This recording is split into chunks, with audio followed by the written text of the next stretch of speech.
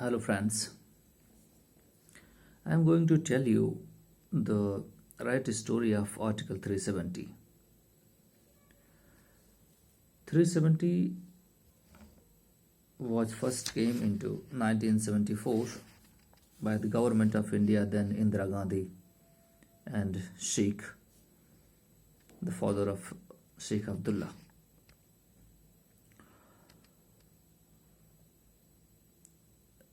They both concluded a accord. And what happened? What was the discussion? I am telling you.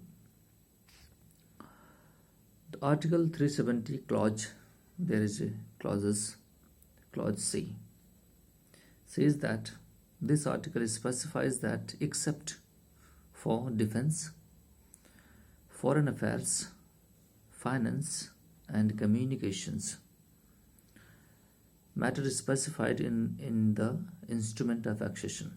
Instrument of accession was signed between then the Raja Hari Singh and India's first Prime Minister Pandit Jawaharlal Nehru ji. They both concluded it for instrument of accession. For these 1, 2, 3, 4 clauses incorporated into Article Clause C, defense and foreign affairs, finance and communications. And the Indian Parliament needs the state government's concurrence for applying all other laws. These four items for defense, to defend from the external aggression, and foreign affairs of the state, and finance and communication these 4 components given to the Indian government. That means the Indian laws related to these 4 components will be applied into the state. Otherwise, these other laws, which is the state assembly made by the state assembly has the power to make the laws to govern the state. So these 4 excluding 4 components, if any laws Indian constitution want to impose or want to apply to the Jammu Kashmir region, there should be the approval shall be taken from the state assembly as well. This clause was incorporated in Article Clause C. Thus, the state residents live under a separate set of laws, including those related to the citizenship, and that's why the Jammu and Kashmir citizens, they were the citizen of India, but they were into the special citizenship clauses. Okay, so Jammu Kashmir were given a special kind of a set of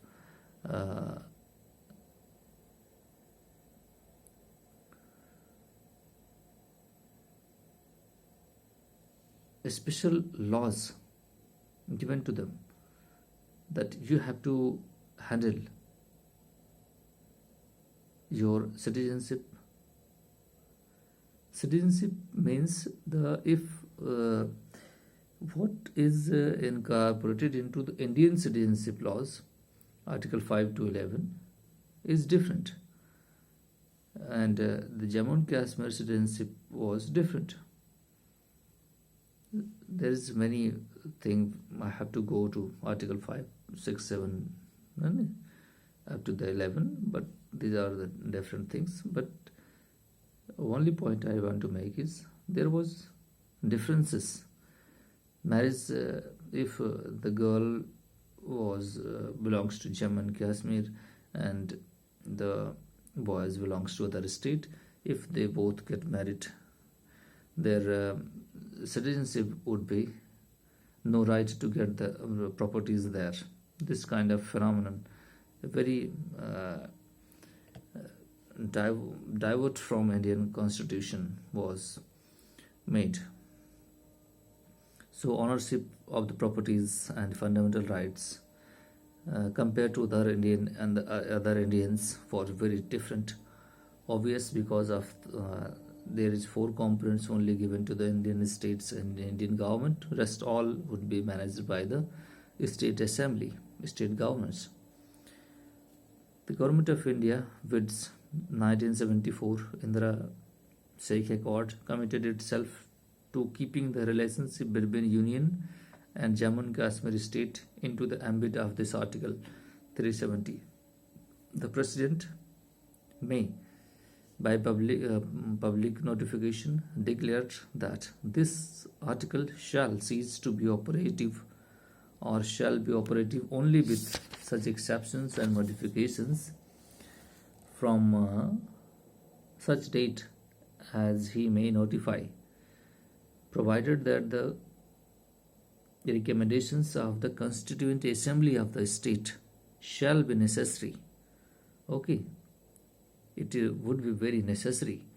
Without getting the state assembly's approval, the Indian government's other laws cannot be applied into the state. So President has to take first their approval, then they can classify the other laws to be applied into the state. But what is happening in the case of other states in India?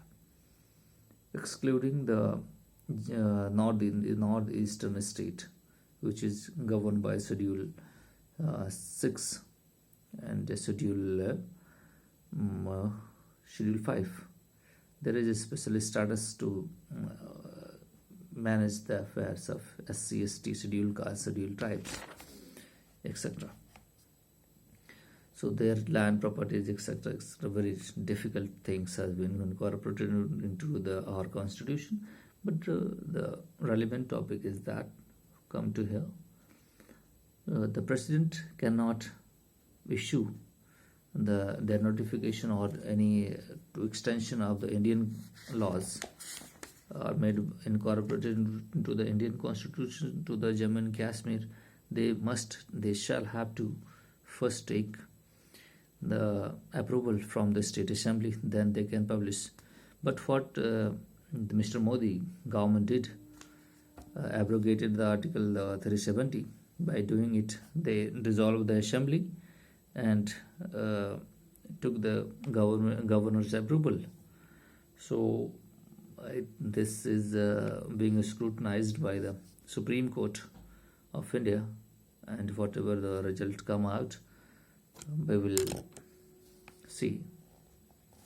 Okay, but 1974 Indira Sheikh Accord mentioned that the state of Jammu and Kashmir, which is a constituent unit of Union of India, shall, in its relation with the Union, continue to be governed by the Article 370 of Constitution of India. This Constitution of India, Article 370, what actually the Modi government did, Article 370 is the part of Constitution of India. First thing, the Constitution of India can be changed, can be amended by the Indian Parliament. No doubt, there is no doubt. So Article 370 is incorporated into our Constitution. So Indian Parliament has the right to change it. So they did it. Because Indian Parliament is the sovereign in the Indian territory, wherever Indians are there. The Indian Parliament is free to make the laws. Because of sovereignty, there is no question. So this article, if the challenging the Indian sovereignty, then this article must be scrutinized. And the first, I think, the Supreme Court, when will listen this, definitely they will raise the question of this article as well. So because India cannot compromise with sovereignty. Okay, if this article is challenging, if the Indian Parliament cannot amend, then there is a challenge of sovereignty. They can make challenges and they can make any amendment into his article sections. There is no doubt. Applicability of the Constitution of India to Jammu and Kashmir. In exercise of the powers conferred to Clause 1 of the Article 370 of the Constitution, the President, with the concurrence of the state of the government of the state of Jammu and Kashmir, made the Constitution applicable to the Jammu and Kashmir Order 1954, which came into effect in 14th May 1954. Amendment of Article 370, which is under Article 370 Clause 3rd. Constituent of state legislature and the Constituent Assembly of the state are also required to amend Article 370. Now the question arises, how can we amend Article 370 when the Constituent Assembly of the state no longer exists? If there is no Constituent Assembly is not there, means they are first dissolved there. They settle their government has given all powers. So how governor is authorized to equal power, how governor is equally powered with the state assembly? This is the question. State assembly, after all, is all powerful because of the people's representatives are there. They are the people's representative. In a democratic system, republic system, the people is important. If you took you gave the power to the governor have signed everything. This is not the voice of the people. Consent of the people is not have been taken. So how Article 370 can be modified? This is the question, and I think the Supreme Court will check it, or whether it can be amended or not at all.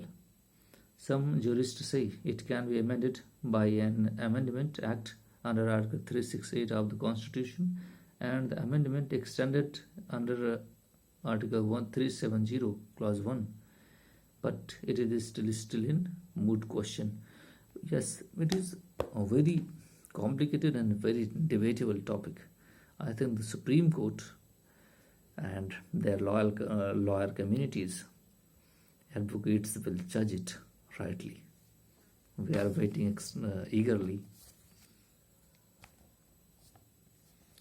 So this was all about the Article 370. I will make next video on Article 35A next day. Thank you.